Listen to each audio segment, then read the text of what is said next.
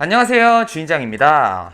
오늘도 쉽고 빠르게 제외하자 제회 타이치기 시간입니다.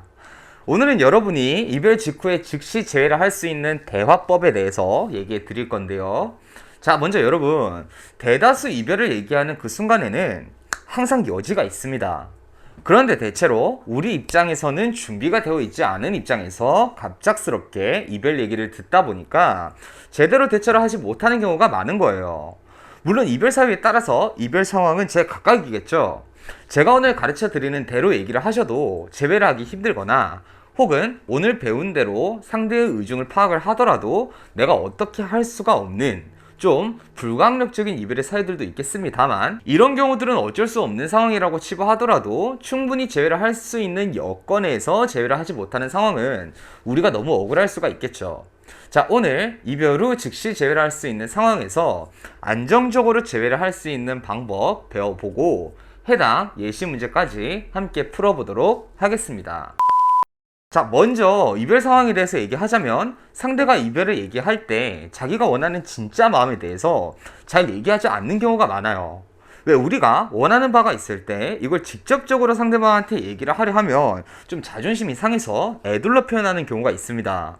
예를 들면 사실 다른 사유임에도 불구하고 내가 나쁜 사람이 되고 싶지 않아서 상대의 작은 행동을 얘기하며 나는 그걸 받아들이기가 더 이상 힘들다. 사실은 더 이상 상대에게 열정이 느껴지지 않는 것이면서도 말로 표현을 하기엔 네 술 문제 때문에 난 더 이상 너랑 못 만나겠어, 이렇게 얘기하는 경우라고 쳤을 때 여기서 내 술 문제에 대한 영향이 전혀 없지는 않겠지만 큰 영향이 끼치는 부분은 아닐 거라는 거죠.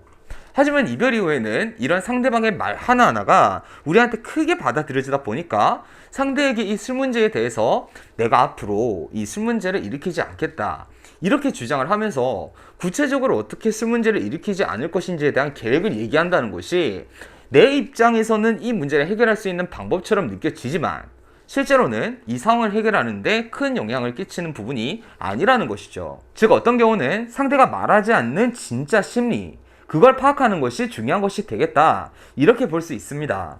자, 이렇게 볼 때 우리가 이별 후에 즉시 제외를 하기 위해서는 상대가 말하지 않는 진짜 심리를 파악하고 거기에 맞는 문장을 얘기하는 것이 이 문제를 해결할 수 있는 핵심적인 키가 될 수 있겠는데요. 이 순서를 보자면 첫 번째로는 상대가 말하지 않는 진짜 심리를 파악하고, 두 번째로는 해당 심리에 맞는 해결 문장을 전달을 하고, 세 번째로 결론적으로 상대의 감정적 동요를 야기를 하는 겁니다. 자, 그럼 여기서 우리가 알아야 할 게 상대가 말하지 않는 진짜 심리 파악. 자, 이게 중요한 건데 상대한테 네가 나랑 헤어지려는 진짜 이유가 뭐야? 이렇게 묻는다고 얘기를 할까요? 아니죠. 하지 않을 겁니다. 이때 우리는 이 사람의 입장을 우리 스스로 추론을 해야 하는 거죠. 자, 예를 들어서 본다면 내가 다툴 때마다 너무 고압적인 태도를 보여서 나한테 두려움을 느끼고 주눅이 든 상대가 이별을 말할 때 직접 사실대로 얘기하기보다는 이별을 할 때만큼은 좀 편하게 하려고 다른 핑계들을 말하며 이별을 할 수 있겠죠.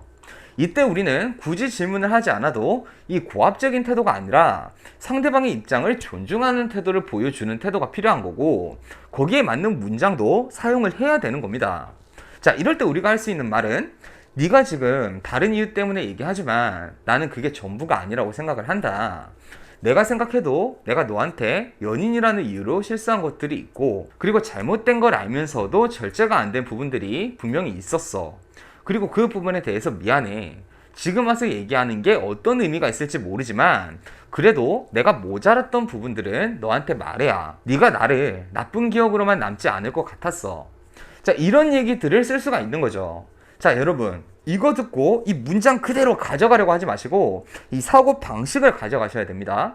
상대가 말하지 않지만 불만이 있었을 법한 부분을 내가 먼저 인지하고 있다는 것을 밝히고 거기에 대해서 사과문이나 해결문을 사용하는 개념이에요.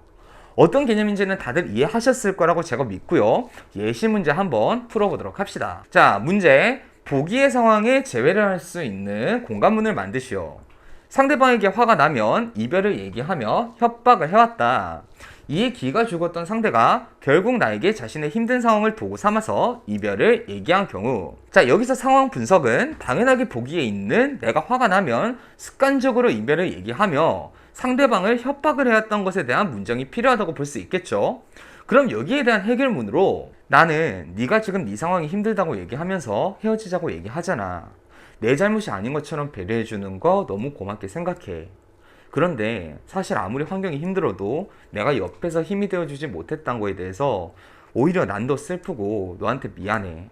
나도 우리가 다툴 때마다 내가 너한테 관계를 가지고 힘들게 만들었었다는 거 그거 모르는 거 아니야. 네가 마음고생했을 거 아는데도 그냥 네가 붙잡아 주는 게 나한테 안정감을 주니까 거기에 취했던 것 같아. 마음 힘들게 해서 미안해. 이런 해결문을 만들 수가 있겠습니다. 자, 여러분 오늘 강의 개념이 그렇게 어렵지 않아요. 그런데 진짜 어려운 건요, 여러분이 이 상황에서 이런 이성적인 생각과 문장을 만들어내는 그 판단을 해낼 수 있는 그 감정 상태를 유지하는 게 어려운 거예요. 여러분 오히려 이별 상황에서는 이성적인 게 무조건 유리해요. 감정이 요동치고 흔들리는 상황에서도 멘탈을 꽉 잡는 게 여러분이 헤어질 상황도 한 번 더 기회를 받을 수 있는 그 방법이 되겠습니다. 자, 여러분 오늘 강의는 여기까지였고요. 지금까지 저는 연애 언어 주인장이었습니다. 자, 여러분 오늘도 행복한 하루 하세요.